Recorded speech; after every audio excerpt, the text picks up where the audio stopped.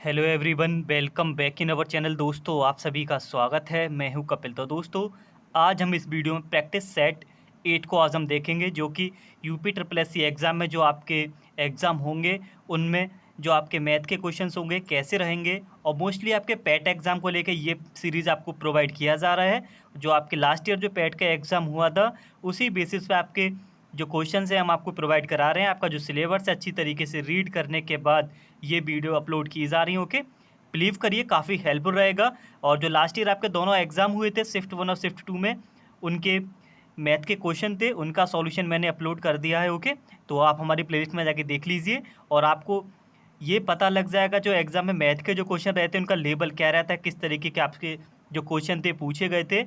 Then उसके बाद इन video को आप देखोगे तो काफ़ी हेल्पफुल रहेगा और आपको लगेगा हाँ ये सही क्वेश्चंस चल रहे हैं। ओके, तो चलिए शुरू करते हैं अपना सेशन। तो दोस्तों, अगर आप चैनल पर न्यू हो तो प्लीज़ चैनल को सब्सक्राइब कर लीजिए।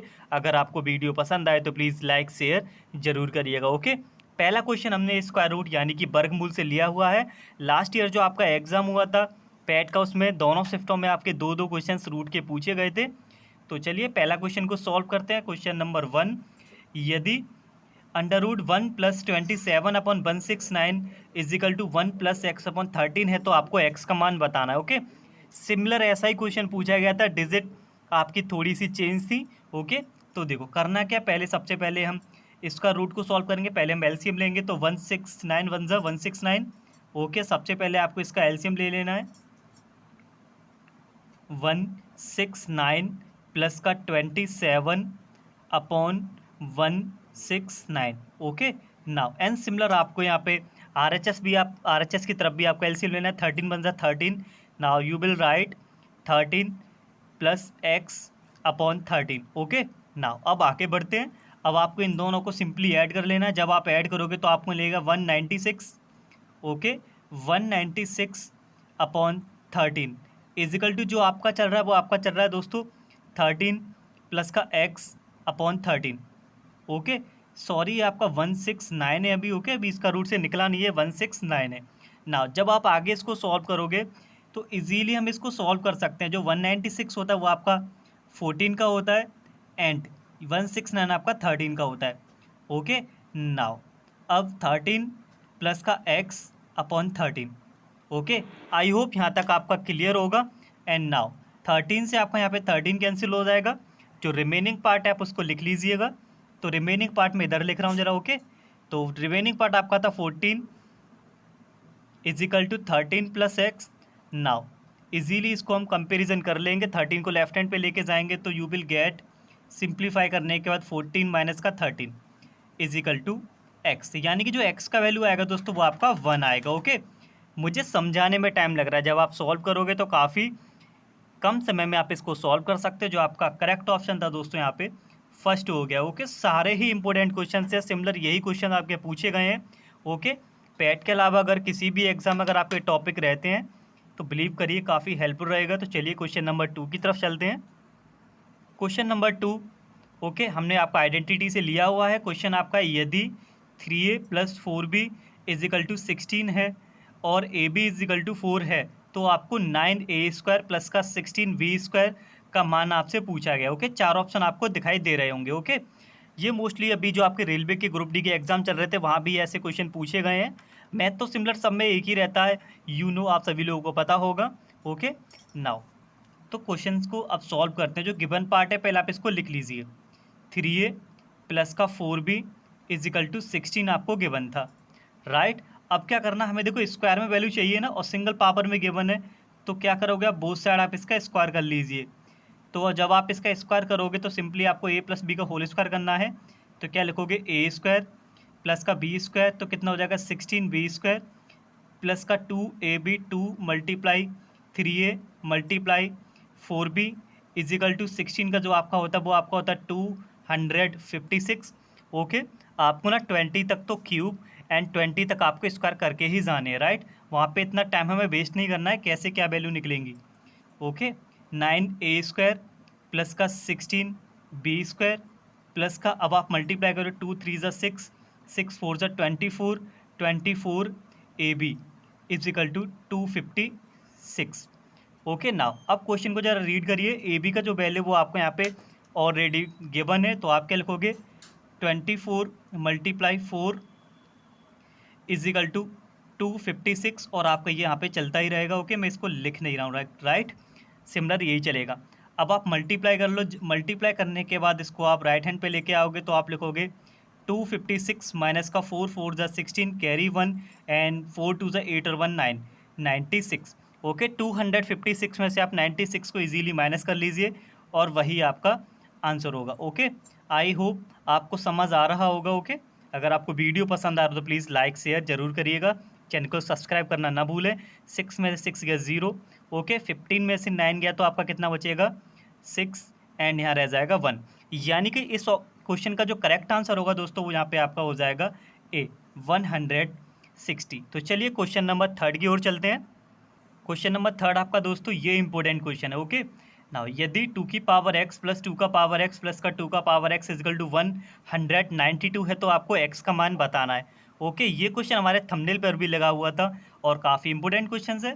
तो देखो जो गिवन पार्ट है पहले इसको देखिए, इसमें 2x 2 की पावर x प्लस 2 का पावर x प्लस का 2 का पावर x, तीनों टर्म्स में आपका 2 का पावर x क्या आ रहा है कॉमन आ रहा है।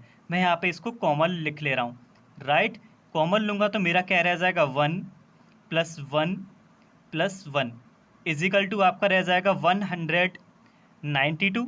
ओके जैसे ही मैं इसमें से 2 का पावर x कॉमन ले लूँगा तो मेरा क्या रह जाएगा 1 + 1 इजिकल टू 192। ओके क्लियर 2 की power x multiply 3 1 + 1 + 1 is equal to आपका हो गया 3 एंड इक्वल में आपका चल रहा है 192।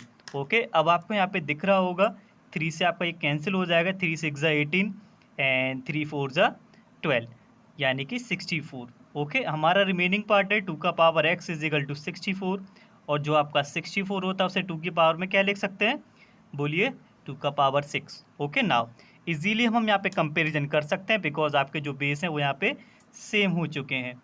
तो अब कॉन्सेप्ट दिख ही गया होगा, तो आपका जो आंसर है दोस्तों x इजिकल टू 6 आ गया। ओके एंड यानी कि ऑप्शन बी करेक्ट हो गया। काफ़ी इंपॉर्टेंट क्वेश्चन है, 5 क्वेश्चन डेली करोगे तो काफ़ी क्वेश्चंस हो जाएंगे। ओके पैटर्न यही है, सिलेबस भी आपका यही है, तो कहीं जाने की जरूरत नहीं है, डेली हमारी वीडियो देखिए 5 क्वेश्चंस की। ओके कुछ सेट हो जाने दीजिए, इसके बाद हम आपको जो ग्राफ के क्वेश्चन है वो भी कराएंगे। आपने लास्ट ईयर के एग्जाम तो देख ही लिए होंगे, 5 क्वेश्चन आपके मैथ के, बाकी जितने भी क्वेश्चन होते हैं पाई चार्ट और ग्राफ पे पूछे जाते हैं। ओके वो भी हम आपको प्रोवाइड कराएंगे।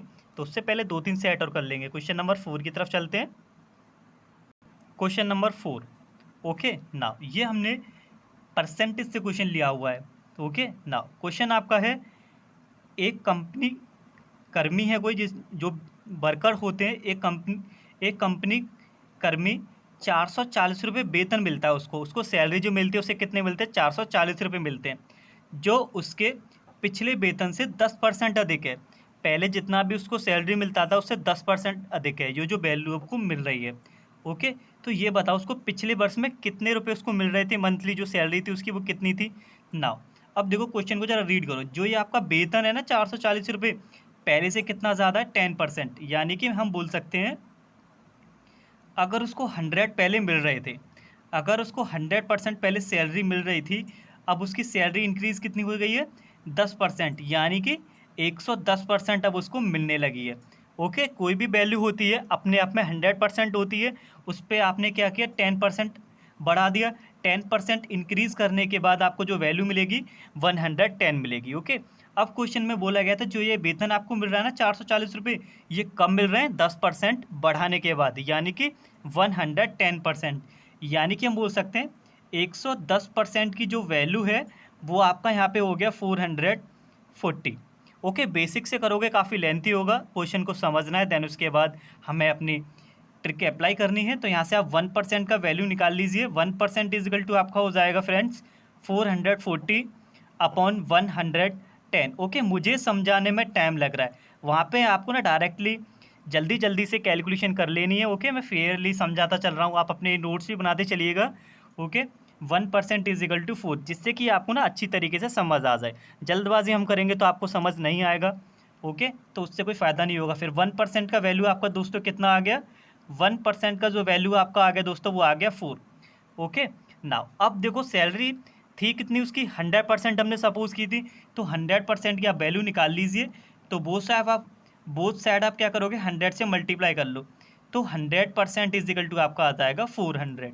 यानी कि जो पहले उसे जो सैलरी मिल रही थी वो मिल रही थी उसको 400 रुपये। ओके, आई होप आपको समझ आ गया होगा। अगर कोई भी डाउट है तो इस वीडियो को वापस इसको प्ले करिए, उसको अच्छी तरीके से समझते हुए चलिए। तो क्वेश्चन नंबर 5 की तरफ बढ़ते हैं, जो कि हमारा लास्ट क्वेश्चन रहेगा आज के सेशन का। क्वेश्चन नंबर 5 और काफ़ी इंपॉर्टेंट क्वेश्चन, लास्ट ईयर आपने देख ही लिया होगा, पैट का जो एग्जाम हुआ था हर शिफ्ट में आपसे, दोनों शिफ्टों में, हर शिफ्ट क्या 2 ही शिफ्ट में हुआ था, और दोनों शिफ्टों में आपके परसेंटेज का तो था ही था, और साथ में आपके जो एवरेज के क्वेश्चन थे दोनों शिफ्ट में थे। ओके, तो हमारी कोशिश यही रही है फ्रेंड्स कि आपको हर एक सेट में डिफरेंट डिफरेंट टाइप्स के जो आपके क्वेश्चंस बनेंगे औसत को लेके, एवरेज को लेके, वो कराए जाए, और हमने कराए भी हैं। तो आई होप आप लोग देख ही रहे होंगे। जो न्यू जुड़े हैं वो प्लीज़ चैनल को सब्सक्राइब कर लीजिए और अपन वीडियोज़ को देख लीजिए, जिससे कि आपके कोई लॉस नहीं होना चाहिए, एग्जाम में काफ़ी हेल्पफुल रहे ये वीडियोज़। ओके ना, तो क्वेश्चन आपका दोस्तों ये है कि 6 संख्याओं का जो औसत है वो आपका 30 है। ठीक है, 6 संख्याओं का जो औसत है वो कितना है, 30 है। यदि प्रथम 4 संख्याओं का जो औसत है वो 25 है तथा अंतिम 3 संख्याओं का जो औसत है वो 35 हो, तो आपको चौथी संख्या बतानी है, वो क्या होगी। राइट, आपको औसत का तो फॉर्मूला पता ही होगा। औसत इज इक्वल टू आपका क्या होता है, औसत इज इक्वल टू यानी कि एवरेज इज इक्वल टू क्या होता है, संख्याओं का योग ऊपर लिखते हैं, और कितनी संख्याएं आपकी रहती हैं वो आपकी डिनोमिनेटर में आती हैं। ओके, ये सिंपल सा क्वेश्चन फॉर्मूला है। आई होप सभी लोग तो जानते ही होंगे इसको, इतनी उम्मीद मैं आपसे कर सकता हूँ, आप लोग तैयारी कर रहे हो। ओके, औसत का फॉर्मूला ये होता है। अब देखो क्वेश्चन में क्या बोला गया, 6 संख्याओं का जो औसत है वो कितना है, 30 है। औसत और संख्याएं आपको दे रखी है, तो हम योग निकाल सकते हैं। योग कैसे निकाल सकते हैं संख्याओं का, औसत मल्टीप्लाई संख्या। तो हम निकालेंगे 6 संख्याओं का योग। क्या निकालेंगे पहले, 6 संख्याओं का योग, 6 संख्याओं का योग। ओके, इतना मैं आपको समझाने के लिए लिख रहा हूँ, इतना आपको एग्जाम में करना नहीं है, डायरेक्टली मल्टीप्लाई डिजिटों का करते जाना है जो मैं लिखने वाला हूँ। 6 संख्याओं का योग आप क्या लिखोगे, 30 मल्टीप्लाई 6, यानी कि आपका आएगा जो 6 संख्या रहेंगी उनका जो योग है वो आपका 180 हो गया। ओके, अब क्वेश्चन में आगे बढ़ते हैं। जो अगला स्टेटमेंट है वो है प्रथम 4 संख्याओं का जो औसत है वो 25 है, तो प्रथम 4 संख्याओं का योग भी हम निकाल सकते हैं। ओके, प्रथम 4 संख्याओं का योग। ओके, प्रथम 4 संख्याओं का योग कैसे निकालेंगे, औसत कितना है 25, और संख्याएं कितनी है आपकी, संख्याएं आपकी हैं 4। ओके, मल्टीप्लाई कर लो तो आपको मिलेगा 100। ओके, यहाँ तक आपका क्लियर होगा। तो आगे बढ़ते हैं, और अंतिम 3 संख्याओं का भी आपको औसत गिवन है, तो अंतिम 3 संख्याओं का भी आप योग निकाल लीजिए। अंतिम 3 संख्याओं का योग। ओके, अंतिम 3 संख्याओं का जो योग आएगा वो कितना आएगा, औसत कितना है 35, संख्या कितनी है 3, आप मल्टीप्लाई करो, 3 5 जा 15, 3 3 जा 9 और 1 10। ओके, अब आपसे पूछा गया है तो ये बताओ इसमें चौथी संख्या क्या होगी। तो आपको करना क्या होता है, सिंपली आपको करना होता है दोस्तों, क्या करना होता है, ओवरऑल जो संख्या रहती है और जो आपने निकाली हैं, पहले तो इनको ऐड कर लो जो आपने निकाली हैं, प्रथम 4 और अंतिम 4 जो बोली जाती हैं, अंतिम और प्रथम का, उनका योग कर लो, कितना आ गया 205, कितना आ गया 205 आ गया। अब जो ओवरऑल संख्या थी 6, और जो आपने अंतिम और प्रथम की निकाली है, उन दोनों का डिफरेंस ही आपका जो नंबर पूछा जाता है वही होता है। ओके, ये आपको याद रखना है। आप इस वीडियो को दोबारा से प्ले करके इसको समझ सकते हो। ओके, मेरे पॉइंट्सों को नोट भी कर लीजिए।